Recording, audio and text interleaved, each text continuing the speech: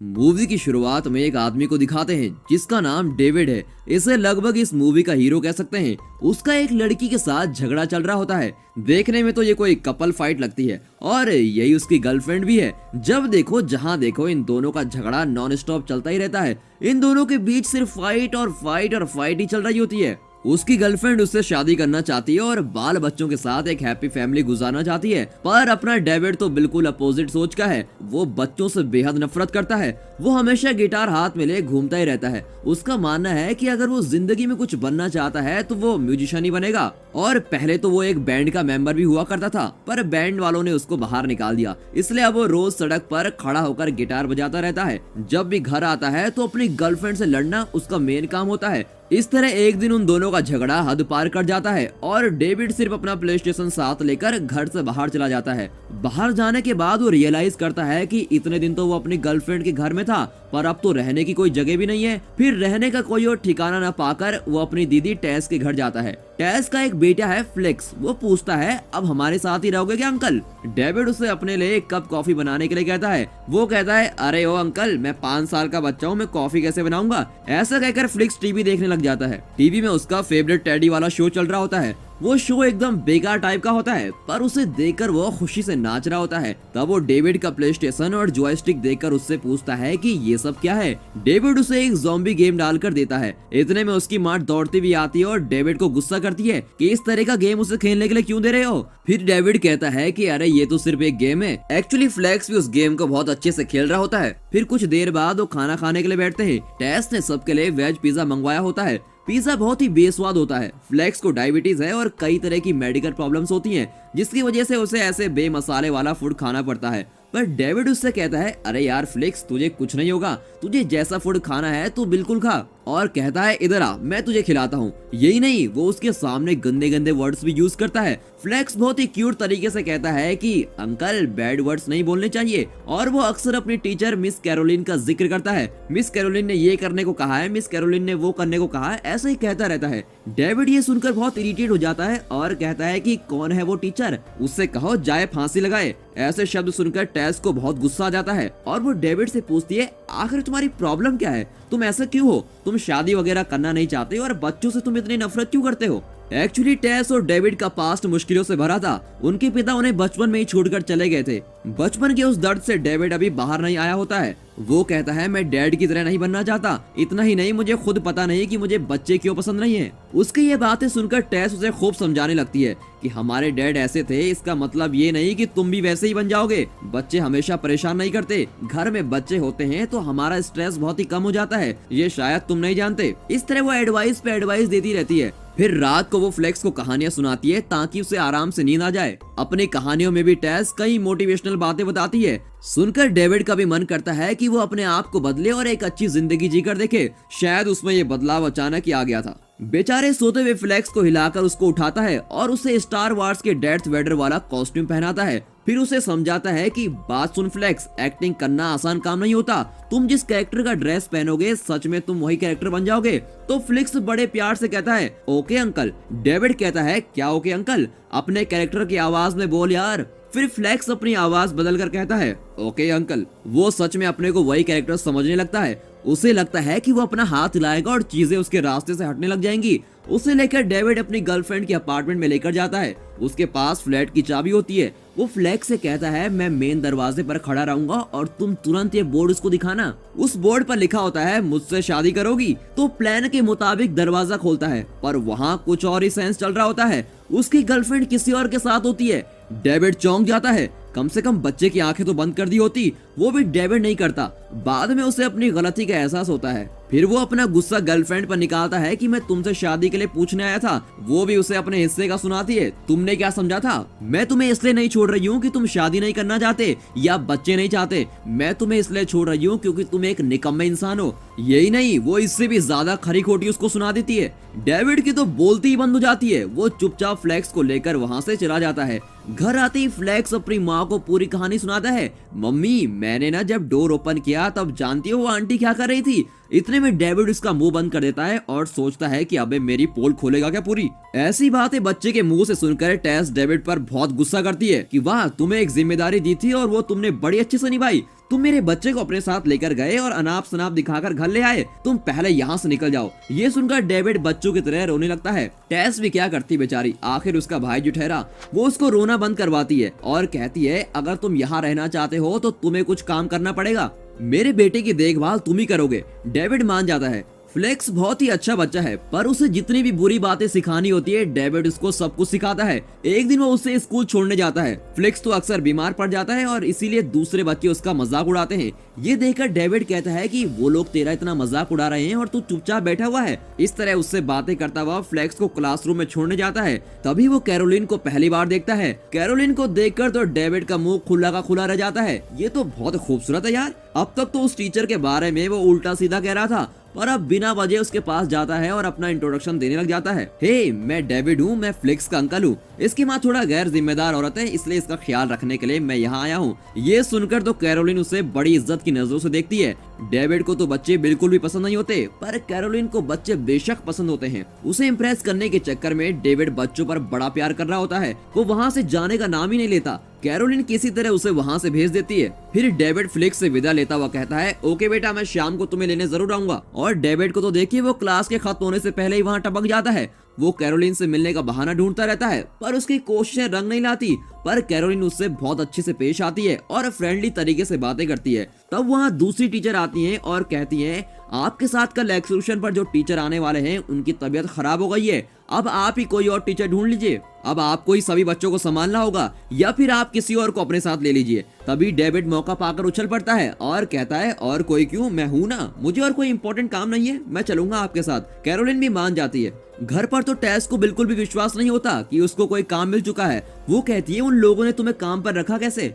दूसरी ओर flix star wars का mask पहन लेता है और अपने आप को डैड्स वेडर ही समझने लगता है। टेस दोबारा पूछती है, पर तुम्हें वो काम मिला कैसे। फिर वो कहती है, ठीक है, तुम ध्यान से सुनो। फ्लिक्स को कुछ प्रॉब्लम्स हैं और उसे इंजेक्शन देने की जरूरत पड़ती है। फिर वो इंजेक्शन डालने की विधि उसको बता रही होती है। वो डेविड को बोलती है कि ब्लू वाला ऊपर होना चाहिए और ऑरेंज वाला नीचे, तभी ये दवा अंदर जाएगी। इंजेक्शन के डेमो देकर वो डेविड को पूछती है, तुम समझ गए हो ना। डेविड बड़े ही आराम से कहता है, हाँ हाँ, सब समझ गया हूँ, ब्लू वाला ऊपर और ऑरेंज वाला नीचे, इतनी सी तो बात है। टेस उसे फिर से एक बार बताने लगती है। डेविड इरिटेट होकर कहता है कि जानता हूँ, ब्लू वाला ऊपर और ऑरेंज वाला नीचे, मैं कोई बच्चा थोड़ी हूँ। फिर टेस पूछती है कि तुम्हें तो बच्चों से नफरत है, फिर तुम वहाँ जाकर उनका ख्याल कैसे रखोगे। वो कहता है कि क्या बात कर रही हो, कौन कहता है कि मुझे बच्चे पसंद नहीं है, बच्चों पर तो मैं जान देने के लिए बिल्कुल तैयार हूँ। कट करके दिखाते हैं कि स्कूल के बच्चे एक्सकर्शन के लिए एक फार्म हाउस जा रहे होते हैं। कैरोलिन बच्चों के लिए गाना गा रही होती है। बच्चे खुशी के मारे उछल कूद कर रहे होते हैं। ये देखकर डेविड सोच में पड़ जाता है कि कहानी शैतानों के बीच में फंस गया हूँ। इतने में गाना खत्म हो जाता है और कैरोलिन बैठ जाती है, पर बच्चे मानते नहीं और कहते हैं कि एक और गाना सुनाओ ना, और जिद करते हैं। तो झट से कैरोलिन कहती है, अरे हमारे बीच एक गजब का सिंगर है जो एक बैंड में भी गाता था, वो अब हमारे लिए एक गाना गाने वाला है। डेविड भी यहाँ वहाँ मुड़कर देखता है और कहता है कि हाँ, कौन है वो सिंगर। अब बात ये थी कि डेविड को गाना तो आता नहीं था। तब कैरोलिन कहती है कि इधर उधर क्या देख रहे हो, तुम ही तो हो सिंगर, यहाँ आकर गाओ। डेविड मान जाता है और मुंह खोलकर गाना शुरू करता है। बच्चों के तो जैसे तैसे कान ही पक जाते हैं। कैरोलिन भी डर जाती है।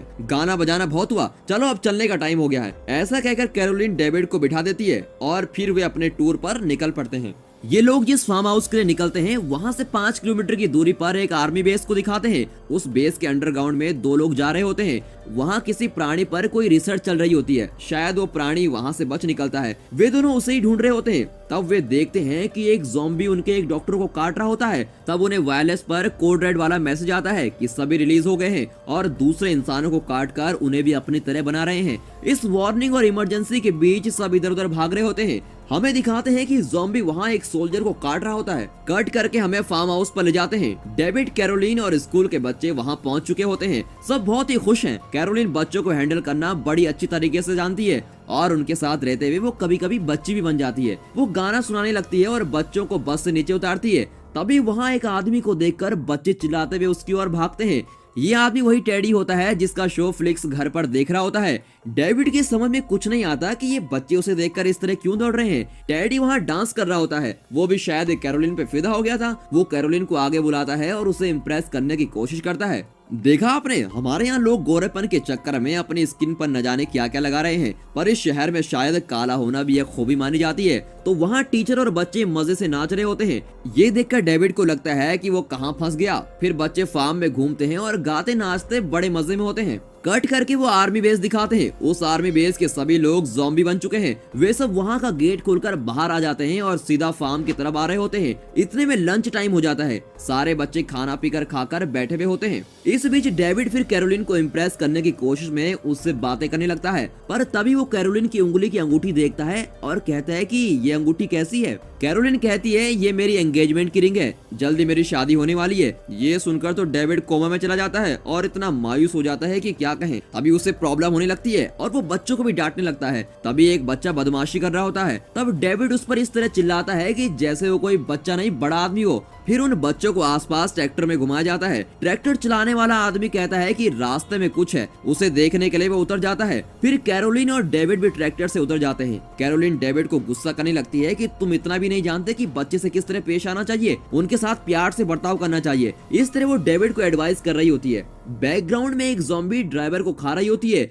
ये देखकर कैरोलिन डांटने लगती है कि अरे यहाँ छोटे बच्चे हैं और तुम दोनों उनके सामने ऐसी हरकत कर रहे हो। पर जैसे ही वो उन दोनों के पास जाती है तो चौंक जाती है, क्योंकि वो लड़की तो एक ज़ॉम्बी है। कैरोलिन घबरा जाती है। फिर डेविड को जल्दी से ट्रैक्टर स्टार्ट करने को कहती है। डर के मारे वो भी ट्रैक्टर की ओर भागने लगता है और यहाँ कैरोलिन हाथ में एक घास खोदने वाला शोवल उठा लेती है और उस ज़ॉम्बी को धमकाती है, मेरे पास मत आओ वरना खोपड़ी फोड़ दूंगी। फिर भी ज़ॉम्बी पास आने लगता है तो वो उसके पेट में शोवल घुसा देती है। फिर उस ज़ॉम्बी को उठाकर एक पेड़ पर फंसा देती है। तुम्हारा मुंह देखने लायक नहीं लग रहा, ऐसा कहकर वो उस ज़ॉम्बी को मास्क लगाकर कुछ पहना देती है। फिर वहाँ से भागती हुई चिल्लाती है, गाड़ी निकालो गाड़ी निकालो। प्रॉब्लम ये होता है कि डेविड को तो गाड़ी चलानी नहीं आती। पीछे से फ्लेक्स उसे इंस्ट्रक्शन दे रहा होता है कि अब ऐसा करो, वाला बटन दबाओ, ऐसा करो। डेविड पूछता है यार तुझे ये सब कैसे पता। तब फ्लिक्स कहता है कि उसकी फेवरेट गाड़ी ट्रैक्टर ही है। किसी तरह गाड़ी स्टार्ट हो जाती है और कैरोलिन उस पर चढ़ जाती है। फिर बच्चों से कहती है, बच्चों कोई भी साइड में मत देखना और डरना बिल्कुल नहीं। यहाँ आने से पहले मैंने तुम सबसे क्या कहा था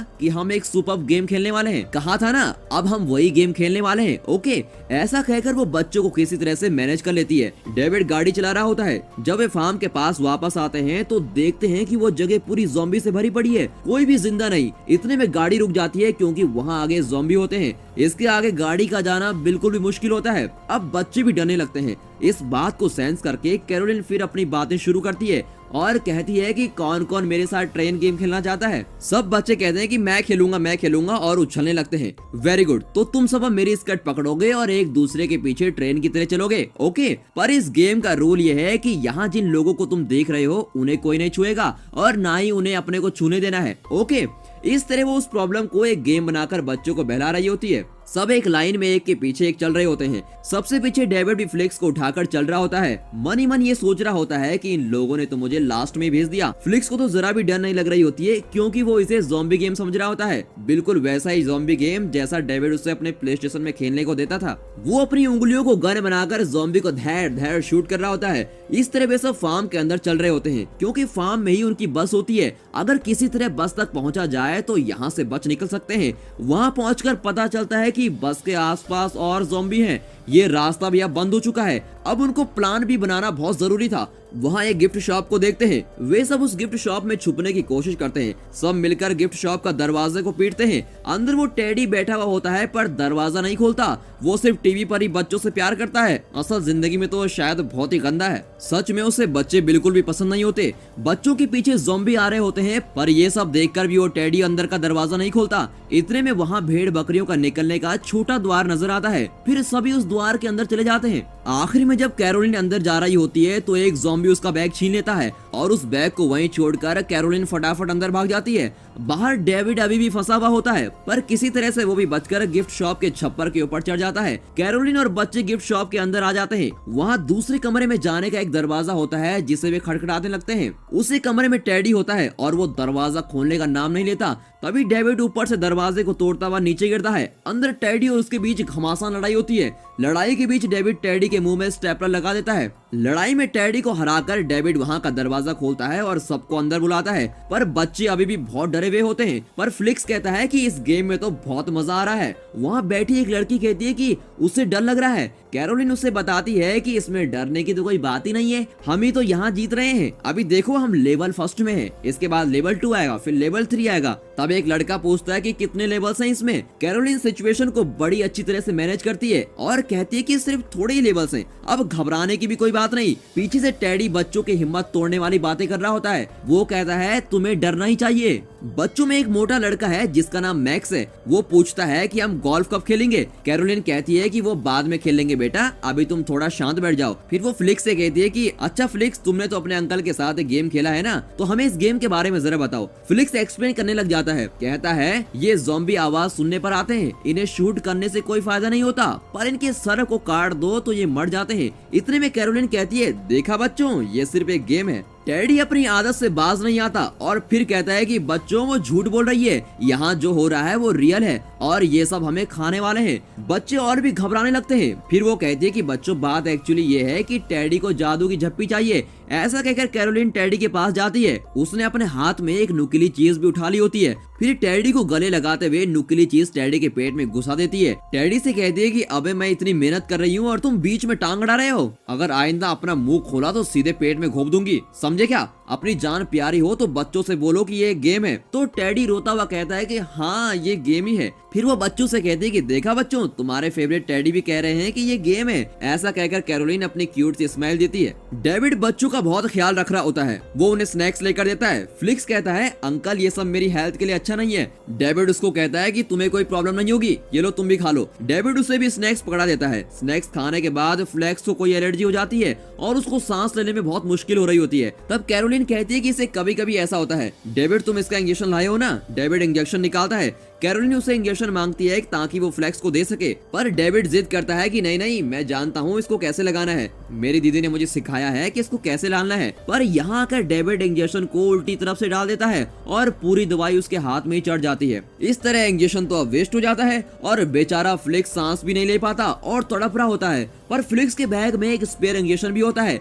कैरोलिन पूछती है पर बैग कहाँ है? फ्लिक्स कहता है कि वो तो मैंने ट्रैक्टर में ही छोड़ दिया, अब किसी को बाहर जाना ही होगा ताकि वो इंजेक्शन को ले सके। डेविड जाता है। फ्लेक्स उसको रोकता है कि प्लीज अंकल आप मत जाओ। इतने में बैग लेने के लिए कैरोलिन बाहर जाती है। ज़ॉम्बी के बीच में अपने आप को बचाती हुई टेढ़ी मेढ़ी चल रही होती है। वो डरी भी होती है और उसमें गट्स भी आ जाते हैं क्योंकि वो फ्लेक्स को बचाना चाहती है। वहाँ एक गेट के ऊपर से छलांग मारती हुई वो ज़ॉम्बी के बीच में जा रही होती है। इसी बीच 4 ज़ॉम्बी उसको घेर लेते हैं। वो झट से वहाँ पड़ी एक शोल उठाती है और उससे उन ज़ॉम्बी पर अपनी पूरी ताकत से हमला करती है। इस तरह वो एक ज़ॉम्बी का सर काट देती है। तभी उसे फ्लेक्स की याद आती है कि अगर इनके सर पर मार दिया जाए तो उसके 2 टुकड़े हो जाएंगे और ये मर जाएंगे। फिर वो उन 4 ज़ॉम्बी के सर पर मारती है और वो सब मर जाते हैं। बड़ी मुश्किल से वो ट्रैक्टर तक पहुंचती है, पर वहाँ तो इतनी बड़ी समस्या होती है, सभी बच्चों के बैग तो एक जैसे होते हैं। ओ गॉड, इसके बारे में तो मैंने सोचा ही नहीं था। पर कैरोलिन सभी बैग्स को चेक करती है, किसी भी तरह फ्लेक्स का बैग ढूंढ निकालती है। उसमें इंजेक्शन होता है। यहाँ फ्लिक्स की हालत और भी खराब होती जाती है। सांस लेने में तो उसको अब बहुत तकलीफें होती है। वहाँ कैरोलिन इंजेक्शन वाला बैग पीठ पर पहनती है और वापस आने के लिए मुड़ती है। तभी कई ज़ॉम्बीज उसकी ओर आ रहे होते हैं। कैरोलिन शोवल हाथ में उठाती है और एवेंजर की तरह धड़ाधड़ सभी को मारते हुए भागने लगती है। कट करके दिखाते हैं कि डेविड बहुत रो रहा है। फ्लेक्स से वो कहता है कि सॉरी फ्लिक्स, मैंने अनजाने में ऐसी गलती कर दी, मैं बहुत ही गैर जिम्मेदार आदमी हूँ यार। तभी अचानक दरवाजा तोड़ते हुए कैरोलिन वहाँ आती है। उसके शरीर और ड्रेस में खून ही खून है। वो आकर फ्लेक्स को इंजेक्शन लगाती है। तब जाकर फ्लेक्स की हालत थोड़ा ठीक होती है। जब वो बच्चों को देखती है तो वो पूछते हैं कि ये आपकी ड्रेस में क्या लगा हुआ है। फिर कैरोलिन अपनी स्टोरी और भी आगे ले जाती है और कहती है वो कुछ नहीं, मैं जरा दूसरी लेवल खेल के आ रही थी, उस लेवल का नाम है जेम फाइट और मैं उसमें जीत कर यहाँ आई हूँ। तो मैक्स पूछता है मिस कैरोलिन, हमें भूख लगी है, प्लीज थोड़ा जैम दीजिए ना। कैरोलिन उन्हें समझाती है कि ये असली जैम नहीं है और इसे खाया नहीं जा सकता। फिर कैरोलिन बच्चों के साथ बड़े मजे से खेलने लगती है। ये दृश्य डेविड की नजरों में स्लो मोशन में चल रहा होता है। वो सोचता है कि इस हालत में भी वो कितनी सुंदर लग रही है। सारे बच्चे उछलते कूदते खेल रहे होते हैं। तभी टेडी चिल्लाता है कि 1 मिनट के लिए सब शांत हो जाओ। तभी वहाँ एक हेलीकॉप्टर की आवाज आती है। टेडी कहता है कि मैं तो एक सेलिब्रिटी हूँ और वो हेलीकॉप्टर मुझे ही बचाने आ रहा है और यहाँ से सिर्फ मैं ही जिंदा बचूंगा। बच्चे उसे डांटने लगते हैं, हम सब तुम्हें अपना हीरो मानते हैं और तुम्हें हमारी कोई फिक्र ही नहीं है। टेडी उनकी कोई भी बात सुनने को तैयार नहीं होता। वो सीधा छप्पर फाड़ कर छत में जाता है और हेलीकॉप्टर को देखकर चिल्लाता है, मुझे बचाओ मुझे बचाओ। एक्चुअली वहाँ के ज़ॉम्बी को मारने के लिए ही वो हेलीकॉप्टर वहाँ आया होता है। इतने में टेडी का पैर फिसल जाता है और वो नीचे गिर जाता है। अब वो दरवाजे पर पीटने लगता है और विनती करता है कि मुझे बचाओ, मुझे अंदर ले लो। आई एम सॉरी, मैंने तुम लोगों के लिए दरवाजा नहीं खोला था, पर प्लीज मुझे माफ कर दो और दरवाजा खोल दो। उस पर तरस खाकर डेविड उसे बचा लेता है और उसको अंदर ले लेता है। तब टेडी उसे बताता है कि मुझे अपना काम बिल्कुल भी अच्छा नहीं लगता। मैं एक एक्टर बनना चाहता था पर मेरी किस्मत फूटी थी कि मुझे यहाँ काम करना पड़ रहा है। बच्चों को हंसाना भी कोई काम होता है क्या? मैं तो फंस चुका हूँ यार। वो अपना दुखड़ा सुनाकर रो रहा होता है। यहाँ एक मिलिट्री ऑफिसर और उसके बड़ी टीम को दिखाते हैं। वे कुछ प्लान कर रहे होते हैं। उनका मानना है कि सारे ज़ॉम्बी उस फार्म हाउस के आसपास ही हैं और मैप के अनुसार फार्म हाउस के बीच में एक गिफ्ट शॉप है। अगर हम उस गिफ्ट शॉप पर बॉम्ब गिरा देते हैं तो सारे ज़ॉम्बी खत्म हो जाएंगे।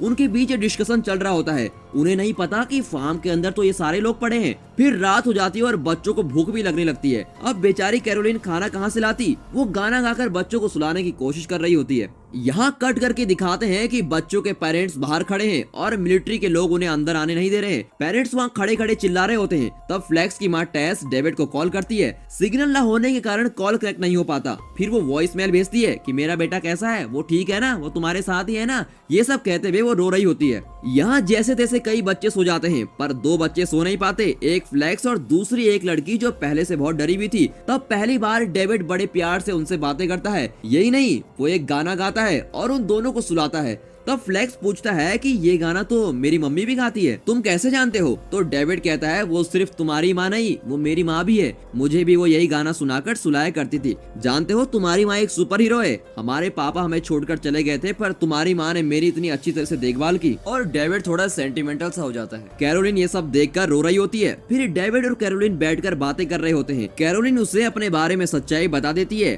कि ये मेरी एंगेजमेंट रिंग नहीं है। तुम्हें लगता होगा कि मैं एक परफेक्ट लड़की हूँ पर ऐसा नहीं है। मैं अपने घर और शहर से भाग आई थी। इस शहर में एक बैंड हुआ करता था और मैं उन लोगों को देखना चाहती थी, इसलिए मैं घर से भाग गई थी। पर उस बैंड के लोगों ने मेरी कदर नहीं की और उन लोगों ने अपनी सिक्योरिटी के हाथों मुझे बाहर निकाल दिया। तब मैंने छत से कूदने का डिसाइड किया और फिर मुझे हॉस्पिटल में कई दिन रखा गया था। जब मैं ठीक हो गई तो उसी हॉस्पिटल के एक स्कूल में टीचर बन गई और अब भी टीचर ही हूँ। मेरी जिंदगी किसी तरह चली रही है। तब डेविड भी उसे अपनी सच्चाई बताता है। मैं ठीक से गाना भी नहीं जानता, इसलिए मुझे अपने बैंड से निकाल दिया गया था। इसी तरह वो अपनी बातें कर रहे होते हैं। तब कैरोलिन एक बात कहती है, कुछ लोग ऐसे होते हैं जो ना तो दूसरों की तरह जिंदगी गुजार पाते हैं और ना ही अपनी मर्जी की जिंदगी जी पाते हैं। वे बीच का कोई रास्ता चुनते हैं और ऐसे लोग मुझे बड़े इंटरेस्टिंग लगते हैं और उनकी लाइफ भी उतनी ही इंटरेस्टिंग होती है। वही लोग दिल के सच्चे होते हैं। तुम बिल्कुल उसी टाइप के आदमी हो। अपनी लाइफ को लेकर तुम ज्यादा फिक्र मत करना। और इस तरह उन दोनों के बीच की अंडरस्टैंडिंग बढ़ जाती है। सुबह हो जाती है। हमें वही आर्मी कमांडर दिखाए जाते हैं।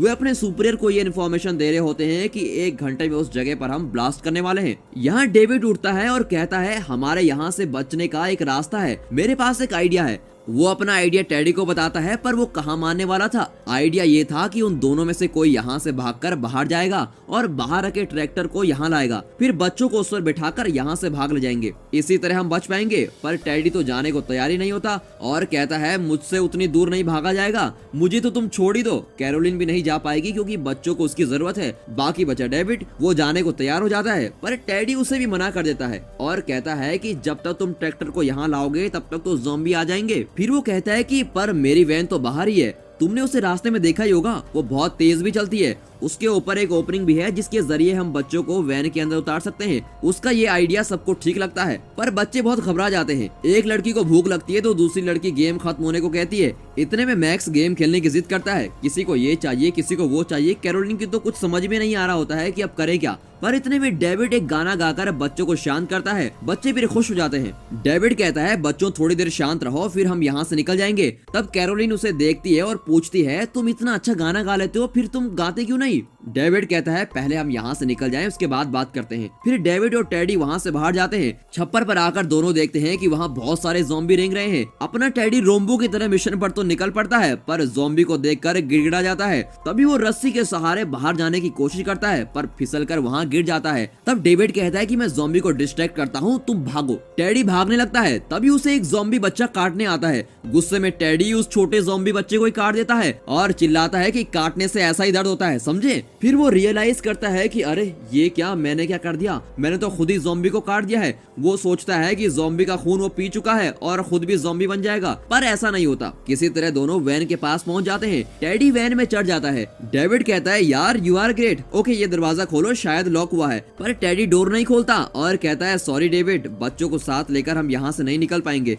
मुझे बच्चों से सख्त नफरत है। वो ये सब कह ही रहा होता है कि वैन में बैठा हुआ एक ज़ॉम्बी उसको काट देता है। अब वहाँ और भी बहुत सारे ज़ॉम्बी आने लगते हैं। डेविड वैन के ऊपर चढ़ जाता है। अंदर बैठा ज़ॉम्बी बाहर आने की कोशिश कर रहा होता है और डेविड को कुछ भी आइडिया समझ में नहीं आता कि वो करे क्या। बाहर होने की वजह से अब सिग्नल मिलता है और उसके फोन पे कॉल आता है। ये टेस का कॉल होता है। वो टेस से बात करता है और साथ में रो भी रहा होता है और कहता है तुम्हारा बेटा बिल्कुल सुरक्षित है, वो मेरे साथ ही है और मैं उसे कुछ भी नहीं होने दूंगा, तुम उसकी ही नहीं मेरी भी माँ हो। उसकी इमोशनल बातें सुनकर टेस भी रोने लगती है। तभी एक ज़ॉम्बी झट से उसका फोन छीन लेता है। डेविड वहाँ से उन ज़ॉम्बियों से लड़ रहा होता है। यहाँ टीचर और बच्चे बाहर झांक कर देख रहे होते हैं कि टेडी और डेविड वैन लेकर आ रहे होंगे, पर बाहर तो कोई नजर ही नहीं आता। तभी मैक्स चिल्ला रहा होता है कि मुझे वो गेम खेलना ही है। कैरोलिन थोड़ा सा उसको डांट देती है कि थोड़ी देर चुप रहो, इस तरह क्यों चिल्ला रहे हो। तभी उसके पास खड़ी एक और लड़की भी चिल्लाने लगती है। उससे कैरोलिन पूछती है कि अब तुम्हें क्या हो गया। लड़की बताती है कि फ्लेक्स तो गायब ही हो गया है। तभी दिखाते हैं कि फ्लेक्स अपने अंकल को बचाने बाहर गया होता है।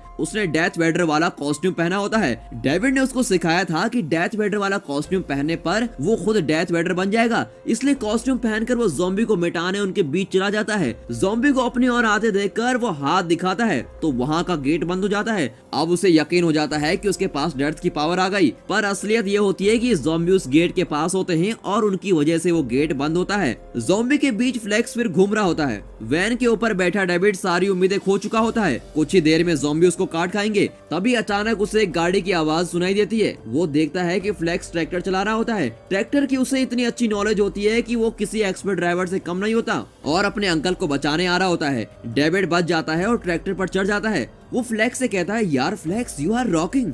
यहाँ कट करके दिखाते हैं कि ज़ॉम्बी अब गिफ्ट शॉप का दरवाजा तोड़ने लगते हैं और अंदर जाने की कोशिश कर रहे होते हैं। कैरोलिन को कुछ नहीं सूझता। तभी कोई आवाज आती है। कैरोलिन बच्चों से एक तरफ आने को कहती है। उस कमरे की एक दीवार पर ट्रैक्टर की पिक्चर पेंट की गई होती है और उसी जगह को तोड़कर फ्लेक्स की ट्रैक्टर अंदर आती है। डेविड ऊंची आवाज में गर्व से कहता है मुझे फ्लेक्स नहीं बचाया है। बच्चे डरे हुए होते हैं, पर कैरोलिन जोश में होती है और कहती है कहाँ है वो मैक्स। क्यों रे मैक्स, तुम्हें वो गेम खेलना है ना, चलो अब हम वो गेम खेलेंगे। कहकर वो बच्चों को ट्रैक्टर पर चढ़ाती है और मैक्स के हाथ में एक लंबी छड़ी देती है। फिर वो उसे ट्रैक्टर में पीछे बिठा देती है। वहाँ से जाते हुए वो ज़ॉम्बी के सर पर फटाक फटाक करके मार रहे होते हैं। दूसरे बच्चों का डर कम करने के लिए कैरोलिन गाना गाने लगती है। गाने के अंत में सब तालियां बजाते हैं और उनके साथ साथ उनका पीछा करते हुए ज़ॉम्बी भी ताली बजाने लगते हैं। गाड़ी बहुत धीरे चल रही होती है। सड़क पर उनके ट्रैक्टर के पीछे पीछे बहुत ज़ॉम्बी चल रहे होते हैं। यहाँ मिलिट्री बेस में फार्म को बॉम्ब से उड़ाने की पूरी तैयारियां हो चुकी है। वहाँ के आदमी ज़ॉम्बियों को आते देखते हैं, पर उन्हें ट्रैक्टर में बैठे बच्चे नजर नहीं आते। वे सोचते हैं कि ट्रैक्टर में ड्राइवर के सिवा कोई नहीं है और वो भी जरूर इन्फेक्ट हो गया होगा। इस आइडिया के साथ वे शूट करने वाले होते हैं। फिर वो पीछे बैठी कैरोलिन को देखते हैं जो कि गिटार हाथ में लिए गाना गा रही होती है। सोल्जर्स को लगता है कि वो भी ज़ॉम्बी से इन्फेक्ट हो गई है, इसलिए उन दोनों को गोली से उड़ाने का फैसला करते हैं। वे गोली चलाने ही वाले होते हैं कि उन्हें बच्चों के गाने की आवाज आती है। अरे ये तो बच्चों की आवाज है। सोल्जर्स रुक जाते हैं और देखते हैं कि ट्रैक्टर में कई बच्चे बैठे हुए हैं। उनका कमांडर बहुत सोचता है और कहता है कि मैं बच्चों पर गोली नहीं चलाने दूंगा, उन्हें जाने दो। जैसे ही ट्रैक्टर उनको क्रॉस करती है वे ज़ॉम्बी पर अंधाधुंध गोलियां चलाने लगते हैं। ट्रैक्टर के इस तरफ आते ही मिलिट्री की एयरक्राफ्ट फार्म की ओर उड़ते हुए दिखते हैं। डेविड और कैरोलिन एक दूसरे के साथ मिंगल हो जाते हैं। कुछ देर में फार्म में धमाके के साथ विस्फोट हो जाता है। बच्चे उछलकर चिल्ला रहे होते हैं कि ये कितना सुपर फायरवर्क्स है, हम गेम जीत गए। पर थोड़ी देर में टीम आती है और कैरोलिन डेविड और बच्चों को पकड़कर ले जाती है। वे और कोई नहीं, मिलिट्री के ही लोग होते हैं। फिर उसी मिलिट्री ऑफिसर को दिखाते हैं जो पेरेंट्स के सामने आता है। वो पेरेंट्स से कहता है कि प्लीज जरा शांत हो जाइए, आपके बच्चे बिल्कुल सेफ हैं और उनको सेफ रखा हुआ है उनके 2 टीचर्स ने। ये सुनकर तो पेरेंट्स चौंक जाते हैं कि ये 2 टीचर्स कहाँ से आ गए। उनकी तो एक ही टीचर्स है, मिस कैरोलिन। तो ऑफिसर कहता है कि नहीं, डेविड नाम का एक और टीचर उनके साथ है। डेविड और कैरोलिन ने मिलकर ही सभी बच्चों की रक्षा की है। मेरी तो ये समझ में नहीं आ रहा कि उन दोनों ने इतना मुश्किल काम कैसे किया। तब टेस कहती है कि वो मेरा भाई है। ऑफिसर कहता है कि उन सबको हमने क्वारंटीन करके रखा है, कम से कम 48 घंटे के लिए उन्हें ऑब्जर्व करेंगे कि वो ज़ॉम्बी बन रहे हैं या नहीं। तब टेस पूछती है वे इतने खतरनाक ज़ॉम्बी से बचकर आए हैं, उनकी मानसिक स्थिति कैसी है, मैं उन्हें देखना चाहती हूँ।